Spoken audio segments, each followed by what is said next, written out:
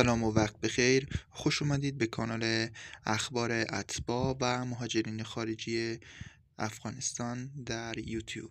لطفاً به خبر مهمی که درباره دارندگان برگه سرشماری امروز در سایت اداره کل اتباع و مهاجرین خارجی منتشر شده توجه فرمایید.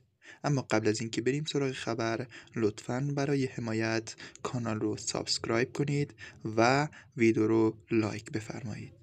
خبری مهمی که امروز در اداره کل اتباع و مهاجرین خارجی قرار گرفت با این عنوان که آخرین مهلت دریافت نوبت جهت تعیین تکلیف دارندگان برگه سرشماری.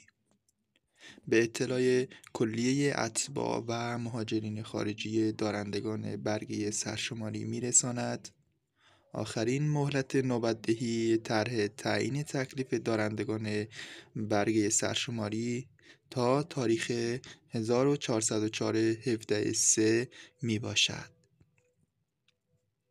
بنابراین اتباع مذکور موظف هستند جهت اخذ نوبت به تارنمای کانون نوبت .ir مراجعه نمایند. بدیهی است در صورت عدم مراجعه و تعیین تکلیف اتباع مذکور غیر مجاز محسوب شده و از هیچ گونه خدماتی بهره مند نخواهد شد و مطابق قانون با آنها برخورد خواهد شد.